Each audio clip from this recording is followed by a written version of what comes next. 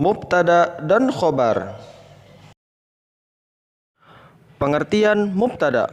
Mubtada adalah isim ma'rifat marfu yang berada di awal kalimat.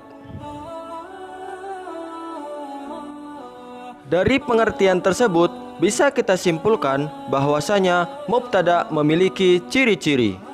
Ciri yang pertama, mubtada harus isim. Isim artinya kata benda. Ciri yang kedua, mubtada harus ma'rifat atau bersifat khusus yang ditandai dengan alif dan lam. Dan ciri yang ketiga, mubtada harus marfu. Marfu artinya berharokat dhammah. Pengertian khobar. Khobar adalah penyempurna mubtada agar menjadi kalimat yang bermakna. Ciri-ciri khobar. Ciri yang pertama, khobar harus berbentuk isim atau berbentuk kata benda. Ciri yang kedua, khobar harus bersifat nakirah atau bersifat umum yang ditandai dengan berharokat tanwin. Dan ciri khobar yang ketiga adalah khobar harus mengikuti mubtada.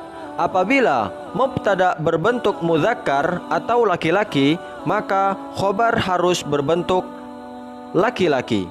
Dan apabila mubtada berbentuk muannas atau perempuan, maka khobar harus berbentuk muannas. Contoh dalam kalimat al-baitu kabirun.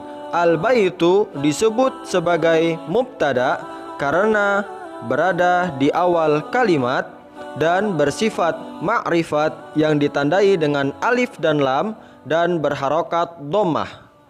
Sedangkan kabirun disebut sebagai khobar yang memiliki sifat nakirah atau ditandai dengan tanwin.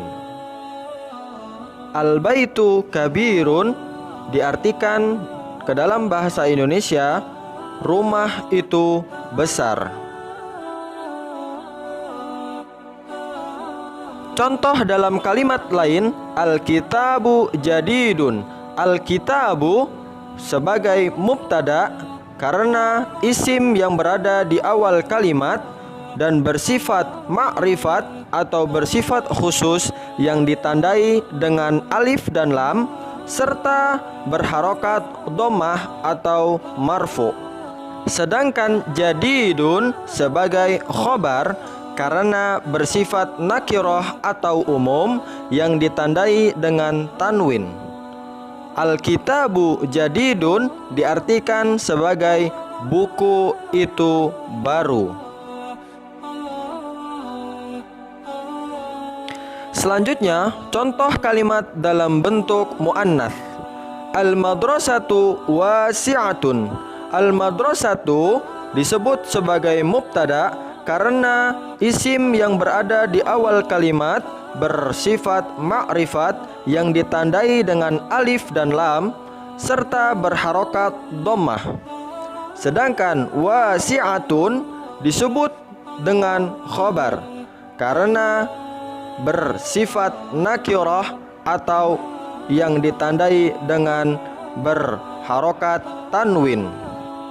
Al-madrasatu wasi'atun memiliki arti sekolah itu luas. Demikian penjelasan tentang mubtada dan khobar. Semoga bermanfaat.